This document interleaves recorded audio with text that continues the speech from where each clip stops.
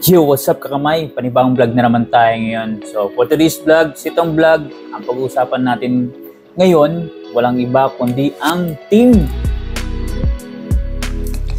Alam nyo na mga kamay.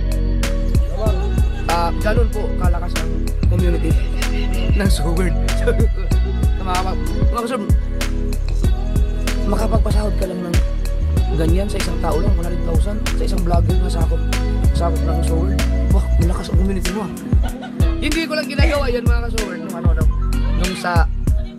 nung sa Magic Flex. Walang mga live masyado yun kasi talagang vlog talaga kasi sila mga kilala talaga sila sa mga sa mga Sword family. May mga pangalan talaga sila. Sahod reveal sa ating Magic Flex, no? All right. Tadading. Gusto ko lang ulit magpasalamat sa ating mga viewers sa solid community ko. Napaka-solid ng community ko mga ka-Sword. Grabe, sobra, the best. Start na tayo. Bago ko ipakita sa inyo, ito ulitin ko kung bakit ko ipapakita sa inyo ang kanilang revenue sa August lang doon sa challenge. Kasi deserve ng mga viewers, deserve ninyo na mapanood o makita ang kanilang revenue kasi kayo ang nanonood sa kanila. Hindi naman sila magkakaroon ng ganitong revenue kung walang challenge, no? So nakafocus talaga ang mga nanonood. May mga kanya-kanya kayong mga manok. So gusto ko lang malaman ninyo na ang Magic Flex po ay sa mga previous na mga buwan ay hindi po sila nakakasahod ng 6 digits. Welcome back sa ating YouTube channel mga kamay. So Team Magic Flex po ang ating didiscuss for today's vlog. So sa mga bagong tune in, bagong subscribers, sa mga luma, so sa mga nakakalam at hindi nakakalam, brief summary lang po ulit. So ito po yung first ever na batch ng pina-challenge si Badyaper, yung Team Magic Flex. That was August 2022. So magbabalik tanong tayo may didiscuss muna natin kung magkano ba naging revenue nila before. So mabilisan lang to kasi shampoo sila. At syempre pagkatapos nun, i-discuss natin kung ano ba ang performance nila as of November 2024. So nag-collect ako o kumuha ko ng details based sa pinaka-latest nila na videos. Dalawa lang po yun may para makapag-bring up o gawa tayo ng output regarding sa sa estimation ng revenue sa kanilang channel. So let's dig in mabilisan lang at umpisa na natin sa number 9 hanggang sa top 1 mamaya. So number 9 noon si John Igor, nakakuha siya ng $2,263.41. Pag kinonvert natin yan sa Philippine peso, that's around 6 digit, 126,750.96. Kasi ang palitan nun, nasa 56 bisa na natin pag-review natin live stream. So, number 8 may si Egondox, $2,274.92. Sa Philippine peso, that's around 127,395.52. So, halos lahat sila may naka 6 digit, first ever na nakakuha sila ng 6 digit sa entire career nila before mamaya. At number 7 si Frankie, si Fransar Channel, nakakuha siya ng $2,317.38. Sa Philippine peso, that's around 129,773.28 pesos. At number 6 may si Kabungot Official, $2,403.54. Sa Philippine peso, that's around 134,598.24 pesos. Nandito sa Gilding Código natin. Sa number 5 naman may si Jox MTV, $2,586.51. Sa Philippine peso, that's around 144,844.56 pesos. So grabe, laki pala nakuha ni Jox dati At number 4 may si Kabugoy, si Jeremil Perez, meron siyang $2,618.25. Sa Philippine peso, that's around 146 pesos, 622 pesos may. Laki din, almost 150 Ito ang top 3. So number 3 may walang iba kundi si Kanuto TV, si Boss Pablo. Si Kanuto may meron siyang $2,815.95. Sa Philippine peso, that's around 157,693.20 pesos. Ito may si Kanuto, dapat kaya niya mag-top 1 kaso lang dahil nung nakuha niya na yung 6 digit, na-reach niya na naglaylo siya para yun lang siguro ang target niya during that time So number 2 may si John Riot at meron siyang $3,198.11 sa Philippine peso, that's around 179,094.16 pesos. So, almost pala 200,000 pala kayo dyan. Right, ano? So ito mga may number 1, walang iba. So di sukat akalain na nag-number 1 si Kuya Nolly Vlog mga may. Meron siyang $4,097.59 sa Philippine peso. That's around 229,465.04 pesos mga may. So si Kuya Nolly ang may hawak ng record before, kaso lang na-break ni Kasilong Marjorie tsaka Step Official Vlog. So ang record holder ngayon ng revenue ng pinakamataas na revenue sa pa-challenge by Japper, walang iba kundi Step Official Vlog mga may. Wala pa po yung na-break. Antayin natin dito sa Team Halloween mga may kung merong mga break dyan, kasi ano pa naman 9 days pa naman to go para magsara yung pa-challenge. So hoping, waiting tayo mga may kung mabibreak ba o hindi. So anyways mga may, tapos na yun, balik tanaw. Nag-reminisce tayo ng before, titingnan natin yung current nila na performance sa kanilang channel mga may. So lahat ng details or yung details mga may, mapanood nyo po sa screen natin para masundan nyo po yung sinasabi ko po mga may. So let's start mga may. Ang pinaka-latest nila na performance this November 2024. So let's go back mga may kay John Igor. Ang subscribers count ni John Igor mga may 94.7k na subscribers count. Malapit na po siya mag 100k para makapag-apply siya ng silver play button pag na-meet niya yung guidelines tsaka wala po siyang violation. So ang revenue range po ni John Igor, nagre-range po siya as of now ng $1.85 up to $25 mga may. Pag kinonvert natin yan sa Philippine peso, ang palitan ngayon nasa 58 something malaki, 109.01 pesos up to 1,484.03 pesos. Pag ni-range natin yan sa true month long, kung ganyan po magiging magiging output through daily vlogs, papalo po siya ng 3,270.16 pesos up to 44,520.84 pesos. May yung rate percentage naman niya by the views is pumapalo po siya ng 1% up to 9% yan pong range niya. So ito mga may, si John Igor may potential na makabalik kahit nasabi natin down na ng views. So kung susumayin natin by the views mga may sa rate natin sa estimation natin, may makakabangon to mga may. Sabi kumbaga meron ako napanood na vlog niya na nag-advise si Jokes na tuloy-tuloy lang, huwag kang titigil kasi hanggat may YouTube mga may at monetize kayo, may chance mahamay na kahit na humina ka ngayon, may chance na lalakas ka pa rin at na magkakaroon ka na maayos na revenue. Yun lang po ang pinakatotoo dyan. Hanggat may YouTube, hanggat hindi nagsasarang YouTube, may revenue yan for sure. So hindi man ka ganong kalaki yan, basta meron. So kung maibabalik yung dating revenue, mas maganda. So number 8 na tayo mga may. Walang iba kundi si Rigondox Takbo Official. Meron siyang 45k na subscribers count. Ang revenue range niya is pumapalo po ng $11.4 up to $25. Halos para sila ni John Igor. 671.35 up to 1,484.03 pesos pag kinonvert natin sa Philippine peso. Pag in-stretch out natin yan hanggang sa isang buwan, pwede siyang pumalo ng 20,140.38 pesos up to 44,520.84 pesos mahamay. So kung napapanood ni Rigondox, sabi ko nga Rigondox, may community na yan So ang kailangan na lang is magbo-vlog na lang siya.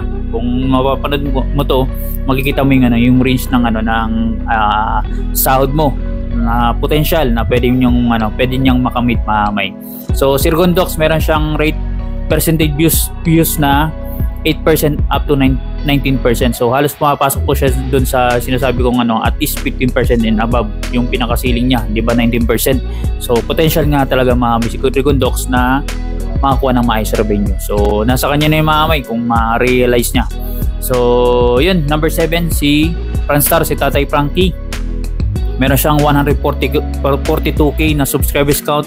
Yung revenue range niya mamay pumapalo po ng 15.3 up to $28 mahamay. Sa Philippine peso, that's around 901.02 up to 1,625.36 pesos. So pag in-stretch out natin yan sa month long, that's around 27,030.51 pesos up to 48,760.92 pesos mga kamay. So not bad kasi alam nyo during the time na nangamuhan tayo o naging empleyado, yung ganyang range ng sahod maganda na po yan.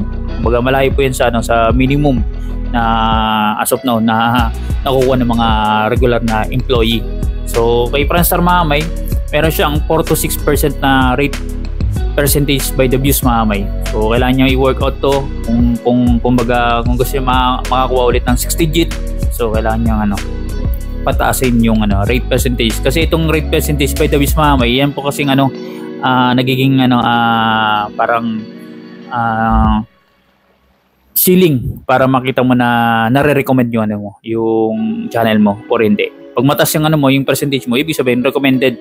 Kumbaga lumalabas siya sa homepage ng YouTube, sa up next, sa mga suggested, sa mga basta nalabas na nag-exist o na napapanood nyo o nakikita nyo sa inyong YouTube channel, yung isang channel ng content creator. So pag wala po, ibig sabihin hindi siya na-recommend. Number 6 mga kamay, si Kabungot Official. Meron siyang 111k subscribers count. Nakuha na yata yung ni Kabungot yung silver play button niya. Meron siyang revenue range ng $11.7 up to $39. So medyo maganda-ganda mga kamay. Pag kinonvert natin yan sa Philippine peso, that's around 689.01 pesos up to 2,296.71 pesos mga kamay. Pag in-stretch out natin yan hanggang 30 days, that's around 20,670.39 pesos up to 68,901.30 pesos mga kamay. So grabe mga kamay, may potential si Kabungot na makabalik o makakuha ng maayos na revenue talaga. So ang rate percentage si Kabungot sa views is 4% up to 12%. So close na siya doon sa 15% na minimum natin. Malamang sa malamang maamay. Makikita natin kasi November ngayon, December. Antayin natin sa January maamay kung ganito pa ba talaga yung nakukuha niya ng percentage, para kasi next year maamay pag first quarter talagang bagsakan ng yung RPM tsaka yung views So malalaman natin maamay pag once na ni-review ulit natin yung mga content creators na na-select natin. So lalo yung Team Magicplex mga kamay. At number 5 si Joxim TV. Meron siyang 75.3k na subscribers count. Ang revenue range po by Jox is $3 up to $11. Pag kinonvert natin yan sa Philippine peso, that's around 176.67 pesos up to 636.01 pesos. So medyo mababa at aminado naman si Jox na medyo kababa ngayon, pero yan kasi si Jox hindi yan natigil kasi may objective yan maamay. Talagang may ini-aim yan na ma-establish talaga at makuha niya yung minimiti niya maamay sa pag-vlog. So pag in-stretch out natin yan sa month long, pwede siyang pumalo ng 5,300.10 pesos up to 19,080.36 pesos. So not bad mga may, halos pasok po si Jox sa $100 sa minimum. So dun sa sa conversion natin sa kanyang channel. Isipin niyo mga napakababa po ng nakuha nating reference. So si By Jox mga may, yung rate percentage niya pumapalo po siya ng 1% up to 5%. So sobrang talaga baba. Halos pa zero na yung sa minimum ba. So waiting tayo sa mga gagawin niyang vlog kasi meron naman akong kitang vlog kay Jox na nagbo-boom, may 14,000 views siya mga may, nakakatalisod ng magandang views. So nandiyan na yung audience mga may.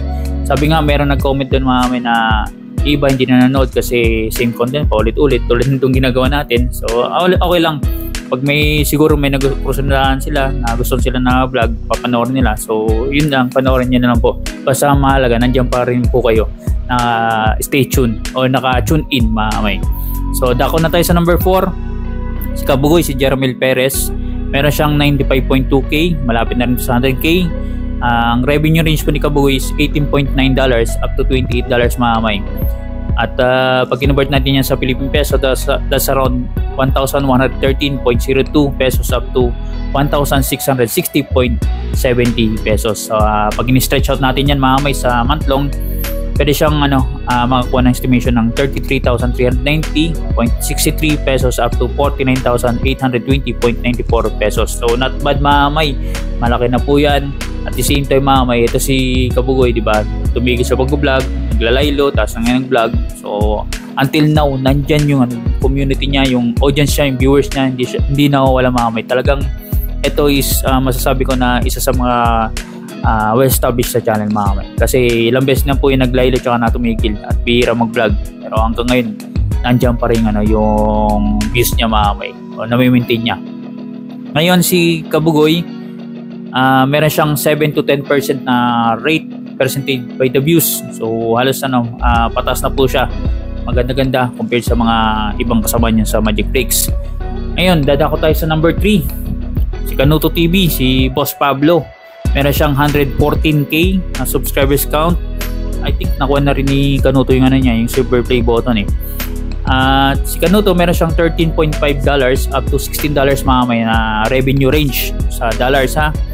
Pag convert natin yan sa Philippine peso, that's around 795.02 pesos up to 936.35 pesos. Pag in-stretch out natin yan, after 30 days, pwede siyang kumita ng 23,850.45 pesos up to 28,090.53 pesos mga kamay. Not bad kasi sabi ko nga, sa minimum malayo po yan. So kung minimum 600 times 30, 18,000, dito ka na sa mundo ng vlogging. Sarili pong oras, wala kang amo, makapag-vlog ka, magagawa mo mo gusto mo, open time para dito. So kumbaga paglalalaman na sa vlog talaga mga kamay. Although mahirap ang paggagawa ng content, pero at least mga kamay, may kumbaga walang ang amo. Kumbaga amo mo sarili mo. So si Kanuto mga kamay, meron siyang 4 to 5% na rate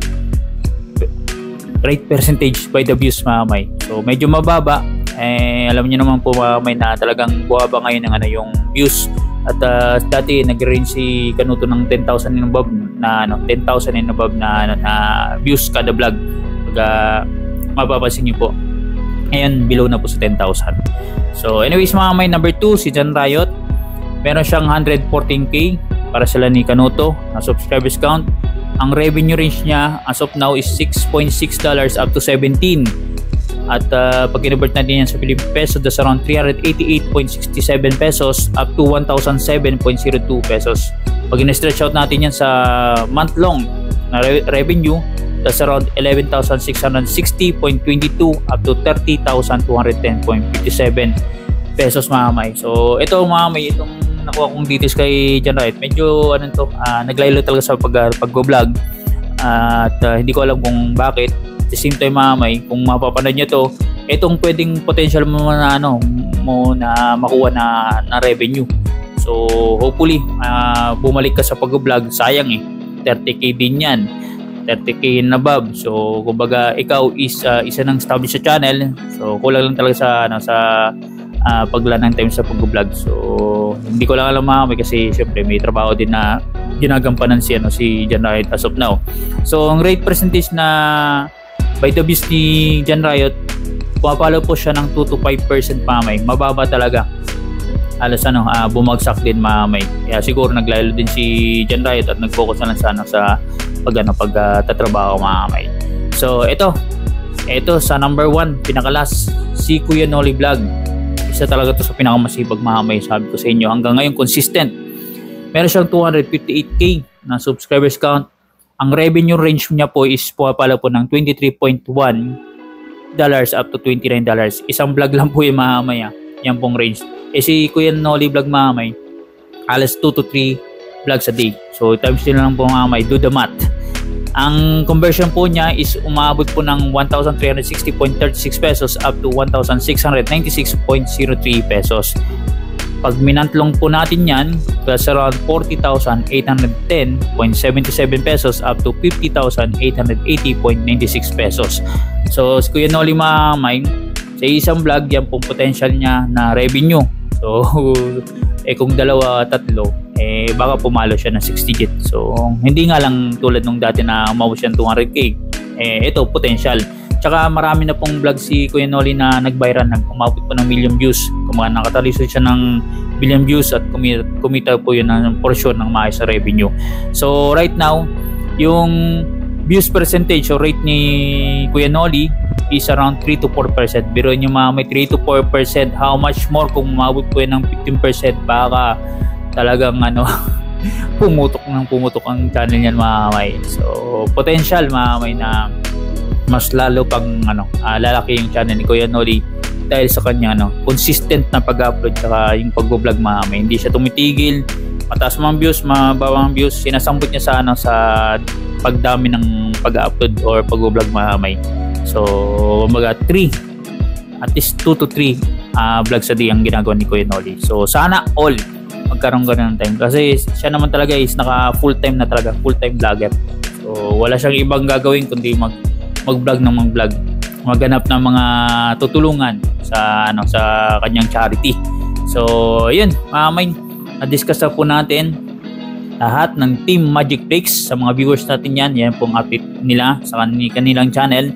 Alam ko may mga manok-manok kayo dito, yan na po ang performance nila this 2024, tapos yung previous nila, di ba? Meron kayong suggestion na pwede natin discuss kasi hindi ko naman po halos may isip kung sino pa ang natin i-discuss natin later on. So comment na lang po sana sa comment section para at least magkaroon ako ng idea kung sino ang natin i-vlog natin next time around.